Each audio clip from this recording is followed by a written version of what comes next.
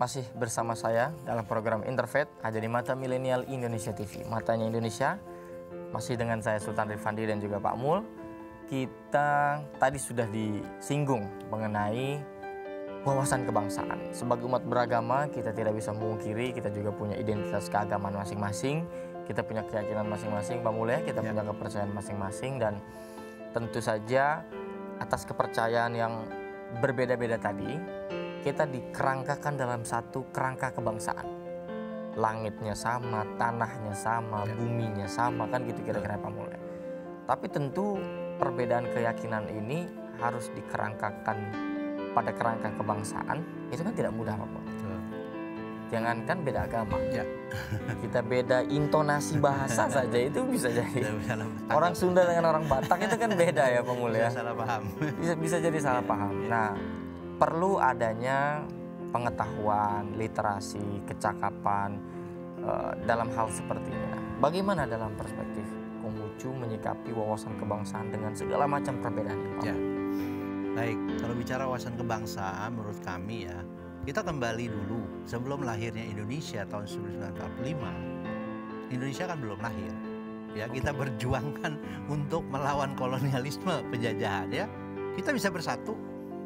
Ya, kita bisa buktikan kan sejak tahun 1928 di mana ada Sumpah Pemuda, semua unsur pemuda-pemuda dari berbagai suku, agama, kepercayaan, ya, bahkan itu diadakannya di Gedung Sumpah Pemuda yang sekarang. Gedung Sumpah Pemuda ya, itu milik juga orang Tionghoa. Nah, jadi itu adalah salah satu peninggalan juga bagaimana katakanlah etnis Tionghoa berkontribusi. Pada saat itu kita tidak berpikir siapa sukunya, bagaimana, tidak ada. Tapi yang penting adalah kita harus merdeka sebagai bangsa. Itu kontribusi yang luar biasa. Iya. Dan kita sepakat kan, Sumpah Pemuda namanya saja sumpah sudah. Ya, satu tanah air Indonesia. Iya. Satu bahasa Indonesia, satu bangsa Indonesia. Itu saja, kita kembali ke sana. Kalau kita bisa melawan penjajah, kita bisa merdeka saat itu seperti itu. Ya sekarang kita harus lebih perteguh, perkuat, ya kan? Juga harus dipertahankan, bahan dirawat menurut saya.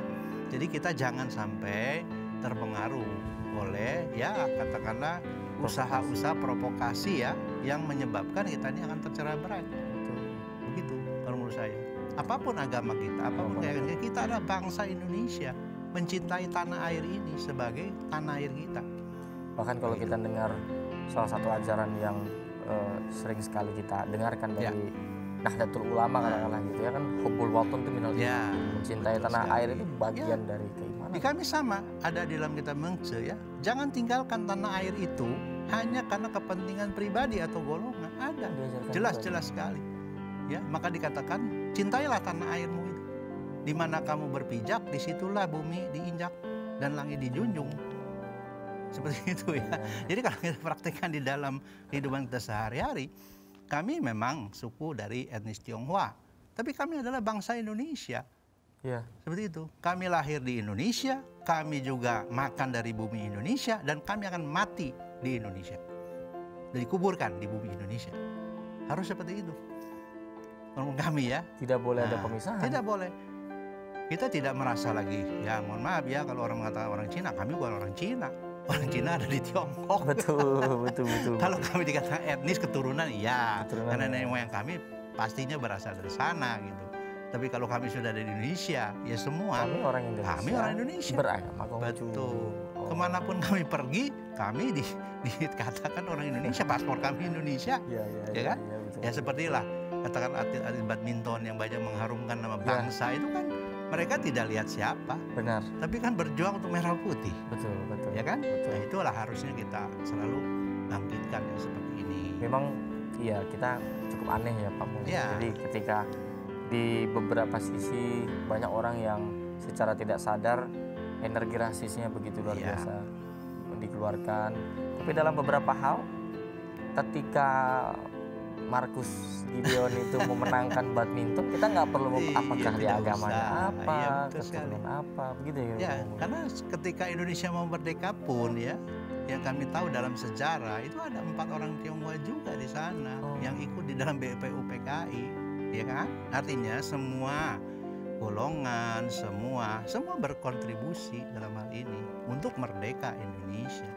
Jadi itu udah bukan persoalan bagi kami. Nah inilah barangkali penting ya bagi kalau milenial saat ini, sejarah ini harus selalu kita betul. berikan. Pengetahuan sejarah memang yang jadi penting. Betul. Karena orang kalau nggak tahu sejarah itu akhirnya dia miskoneksi. Betul. Dan jangan dibelokkan sejarahnya, harus diluruskan ya, supaya ada kemanfaatan bagi kelangsungan. Karena kadang-kadang saya juga berpikir, kalau misalkan saya ditakdirkan sebagai anak yang keturunan Tionghoa gitu, dan merasakan perjuangan bagaimana teralienasi dulu, gitu, itu kan luar biasa sekali ya Pak Mul. Dan kami juga tidak ingin kan, apakah kami diminta jadi orang Tionghoa kan tidak, karena itu given kan. Betul. Dan kami harus syukuri ya, kami dilahirkan di Indonesia, kami etnis Tionghoa, kami beragama Konghucu, tapi kami adalah warga negara Indonesia. Kan gitu. Tapi sampai sekarang sudah bagaimana kondisinya? Apakah ya sudah leluasa karena memang kebebasan juga sudah hak-hak sudah diberikan dan lain sebagainya? Yang pasti kami sekarang sudah merasakan itu ya, meskipun memang perlu waktu untuk pemulihan itu. Dan kami yakinkan kepada generasi muda Konghucu ya, bahwa kita ini sudah setara, tidak ada perbedaan. Tinggal bagaimana kita juga ikut berkontribusi demi kemajuan bangsa dan negara kita. Tentu sesuai dengan profesi kita masing-masing, ya kan? Yang usaha ya silakan usaha dengan benar untuk memajukan ekonomi negara kita. Yang jadi pendidik ya majukan pendidikannya dan seterusnya. Karena banyak profesi yang kita lakukan juga seperti itu. Ya, betul sekali. Jadi memang di segala macam bidang, di segala macam profesi itu tetap prinsip kemanusiaan juga harus ada ya Pak Mul ya. Memang itu sih sulitnya ya ketika kita berada pada zaman di mana apapun bisa jadi pertentangan Pak Mul. Bahkan era teknologi ini para milenial gitu, bahkan tawuran aja bisa janjian di medsos Pak Mul.